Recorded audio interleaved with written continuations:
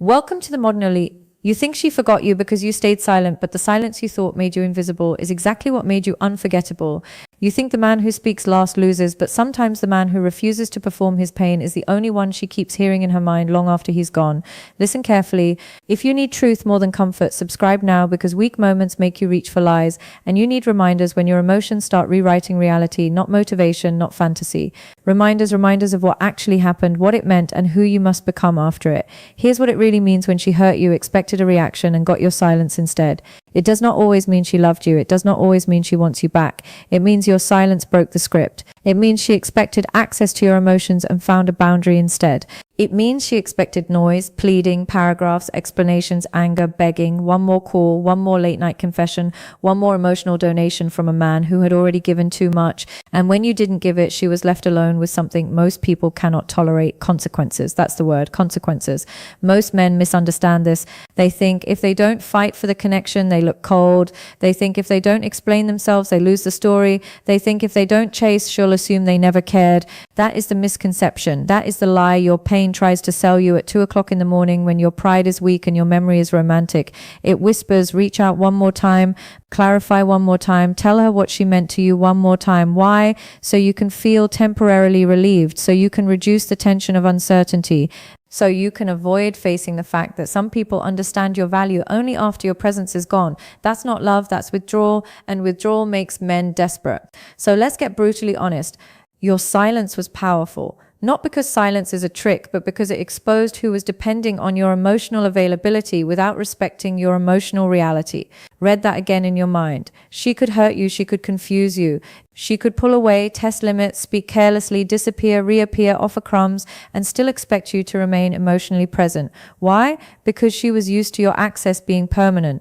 She was used to your access being permanent, renewable. She was used to the idea that no matter what she did, some part of you would still be there waiting with open hands and a wounded heart. Then one day you stopped. You stopped explaining, you stopped chasing, you stopped volunteering your pain, you stopped auditioning for basic respect. And that changed everything, because when a man keeps speaking after being disrespected, he teaches people that his words are cheap. When he keeps returning after being dismissed, he teaches people that his presence is negotiable. When he keeps offering closure to someone who offered confusion, he teaches people that his peace is available for trade. But when he goes silent, not out of bitterness, not out of childish revenge, but out of self-respect, something shifts. The fantasy ends. The mirror appears. She can no longer interact with the version of you that absorbs damage and still says, please understand me. Now she has to sit with the version of reality where her actions produce distance. That's why she can't forget you, not because you played a game, because you refuse to understand the root cause. Human beings often value what reflects their power back to them. If she could make you react, she felt significant. If she could pull your emotions with a string, she felt chosen. If she could wound you and still keep you close, she felt safe in her leverage. But when the man she expected to bend simply stood up and walked in silence, her mind had no comfortable explanation. Was he hurt? Was he done? Was he stronger than I thought? Did I misread him? Did I push too far? Did I lose something real? That uncertainty becomes psychological residue. That residue lingers. That's called an unresolved emotional imprint. And unresolved things echo. You know what? Most people can handle anger, drama, long messages, threats, tears. Why? Because all of that is familiar. All of that keeps the connection alive. Even conflict is still contact. Even arguments are still attention. Even begging is still a form of pursuit. But silence, real silence, the kind that comes from dignity, not manipulation, that terrifies people who are comfortable being centered in your emotional universe. Because silence says something words never can. It says you no longer get access to me just because you want it. It says I felt the pain and I still chose myself. It says I am not available for the role you assigned me. That is rare, and rarity is remembered. Now let's go deeper, because this is where most men fail. They hear this message and turn silence into theater. They turn boundaries into performance. They disappear hoping she'll panic. They post for attention. They withhold to trigger guilt. They pretend not to care while secretly checking every story, every follow, every digital breadcrumb like an addict outside his own recovery. That's not power, that's dependency wearing a mask. That's not silence, that's surveillance. That's not self-respect, that's emotional fraud. If your silence is secretly a strategy to control her, then she still owns you. If your silence is only a delayed form of begging, then you are still orbiting her. If your peace depends on her noticing your absence, you are not free. You are simply quieter in your captivity. Here is the hard truth. The reason your silence had impact is because in that moment, whether you fully understood it or not, you chose not to betray yourself further. You chose not to crawl toward the person who had already shown you misalignment. You chose not to beg for what should have been given freely. You chose not to turn your wound into a stage performance. That is why it landed. Truth carries weight. Self-betrayal leaks weakness. She felt the difference. And yes, female psychology matters here, but not in the childish way angry men talk about it, not in the cartoon version, not in the bitter version, in the real version. A woman may test words, but she studies congruence. She listens to what you say, but she believes what you tolerate. She hears your standards, but she trusts your behavior. You can speak about strength all day long, but if you crumble every time your emotions are denied, then your words mean nothing.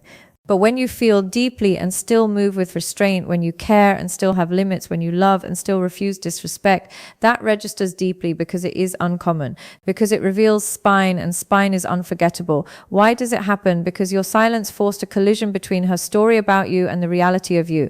Maybe she thought you were the safe fallback. Maybe she thought you were too attached to leave. Maybe she thought your emotions made you controllable.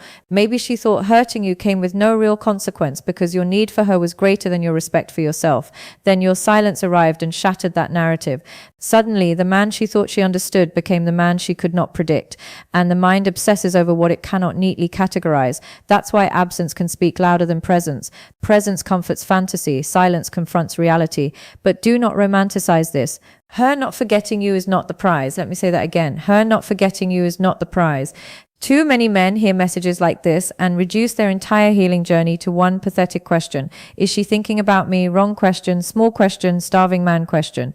The better question is, am I becoming a man who no longer needs to be remembered by someone who mishandled me in order to feel valuable? That is the real work. That is the higher frame. That is the difference between emotional adolescence and masculine self-possession, because the cost of not learning this is brutal. You keep revisiting the wound. You keep checking signals. You keep building fantasy out of silence. You keep interpreting breadcrumbs as destiny. You keep confusing chemistry with character. You keep mourning potential while your real life rots in the background, and that cost compounds. Your focus weakens, your standards drop, your body carries stress, your work suffers. Your friendships thin out, your mission gets blurry, you become reactive, needy, suspicious. You start negotiating with disrespect because you are more afraid of loss than you are devoted to truth. That's called emotional poverty. A man in emotional poverty will accept almost anything just to avoid being alone with himself. Do not become that man. Become the other man. You know the one? He is calm without being passive. He is kind without being soft in the spine. He feels deeply, but he does not spill himself everywhere. He does not confuse access with intimacy. He does not hand out second chances just because his loneliness is loud. He listens more than he argues. He watches patterns more than promises. He does not need to dominate the room because he has already governed himself. His life has weight. His habits have shape. His body is trained. His word is measured. His attention is expensive. His peace is protected. When something is good, he appreciates it. When something is broken, he sees it. When something is beneath his standards, he leaves it. That's the man she remembers, not the loud man, not the dramatic man, not the man performing indifference on social media. The grounded man, the man with an internal axis, the man whose emotions do not make him weak because they are led by principles.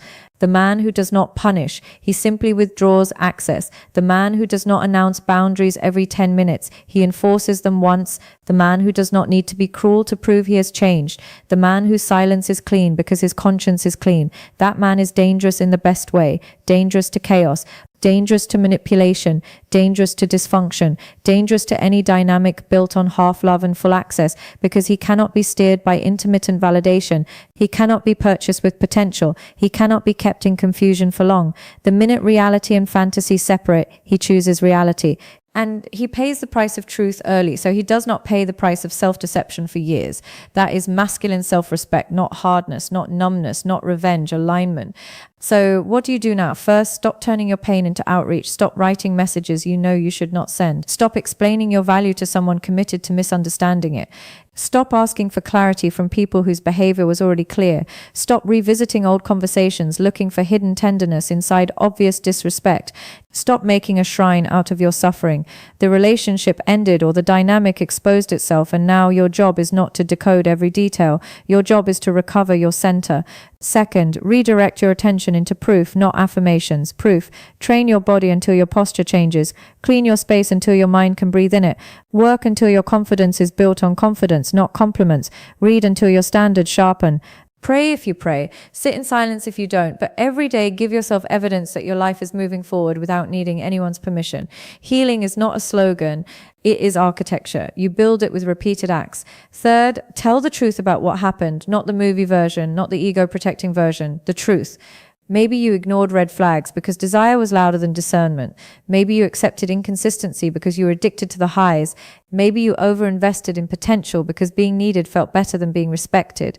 Maybe you kept giving because you thought love meant endurance. Fine, admit it. That is not weakness. That is the beginning of strength. A man becomes dangerous to his old patterns the moment he names them without flinching. Fourth, replace reaction with standards. This is where your life changes, not when you feel better, when you become clearer. Standards mean you no longer ask, how do I keep this person? You ask, does this dynamic honor my peace, my purpose, and my values? Standards mean you stop mistaking access for intimacy. You stop rewarding inconsistency with loyalty.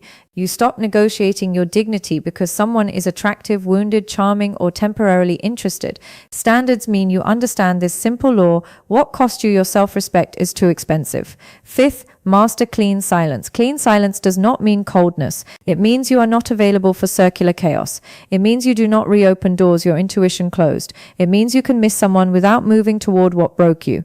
It means you can love what was good without lying about what was bad. It means you do not need the last word because your life will become your final statement. That's called closure through conduct, not closure through conversation, through conduct. And yes, there will be nights when the memory hits hard. There will be mornings when your chest feels heavy. There will be moments when you want to hear her voice just to prove to yourself it no longer affects you. Don't do it. That urge is not wisdom. It is hunger, and hunger makes weak negotiators. Sit still. Let the wave pass. You do not answer every craving. You outlast it. That is discipline. That is how men rebuild authority over themselves. Not by never feeling, by not obeying every feeling. You want to know what really haunts people. It is not always the one who loved them most loudly. It is often the one who loved them sincerely, saw the truth, and still walked away with his dignity intact. Because that person becomes a reference point, a measuring line, a quiet indictment of every shallow connection that follows. She may meet louder men, easier men, more available men, more flattering men, but the memory of the man who would not betray himself for proximity remains. Why? Because he represented something stable in a world full of negotiation. He represented standards in a culture of appetite. He represented reality. Reality always leaves a mark. But again, hear me clearly. This is not your excuse to sit around hoping she learns the lesson. Her lesson is her business. Your evolution is yours. You are not healing to become unforgettable to her. You are healing to become unshakable within yourself. That is a different mission entirely. One is centered on her memory. The other is centered on your identity. One keeps you trapped in the audience. The other puts you back in command. So become a man with command. Command of your tongue, so you do not say what your wounded ego wants to scream. Command of your time, so you do not waste your life stalking what has already shown misalignment. Command of your body, so stress does not turn you soft and passive. Command of your mind, so memory does not become mythology. Command of your standards, so loneliness cannot negotiate on behalf of your future. This is where real peace begins. Not when the pain vanishes, but when the pain no longer dictates your direction. Not when you stop caring instantly, but when caring no longer makes you abandon yourself. Not when you get the apology, but when you no longer require it to move on. That is freedom, mature freedom, costly freedom, earned freedom. And once you taste that, you stop fearing silence. You respect it. You realize silence is where you hear your own life again. Silence is where the addiction breaks. Silence is where fantasy starves and truth gets strong. Silence is where your standards stop being theory and become law. So if she can't forget you, fine, let that be her experience. But your task is bigger than being remembered. Your task is becoming rooted in purpose, rooted in discipline, rooted in self-respect, so deep that no one's inconsistency can turn you against yourself again. You do not need to become colder, you need to become clearer. You do not need to hate her, you need to understand yourself. You do not need revenge, you need direction, you do not need to prove your worth, you need to stop placing it in the hands of people who benefit from you doubting it. This is your reframe. She hurt you, you stayed silent. Good. Now make sure that silence was the beginning of transformation, not just the pause before relapse. Build a life so aligned that your peace is no longer fragile. Build routines that restore your edge. Build standards that filter your future. Build a mind that can tell the difference between attraction and alignment, attention and respect, longing and truth. And if she remembers you, let her remember you accurately.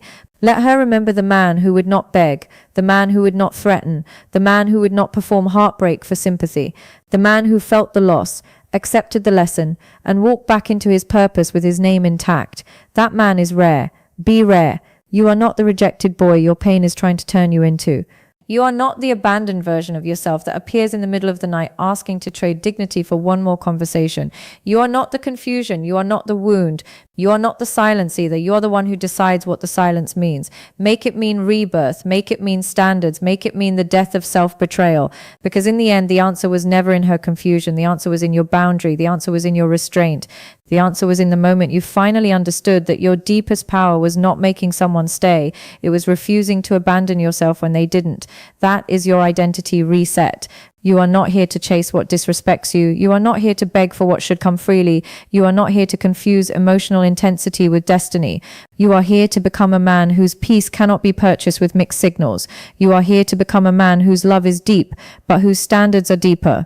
You are here to become a man who can feel pain without becoming pathetic, who can face loss without losing his name, who can walk away without needing applause. You are the answer, not her return, not her regret, not her memory. You. If you want more truth like this, subscribe, because the world will keep offering you comfort that weakens you. And this is where you come to remember what strengthens you. Stay close to this voice, stay close to this standard, and stay around men who choose clarity over chaos. You're not alone in this. You're part of a community that would rather face the truth and rebuild than lie to itself and slowly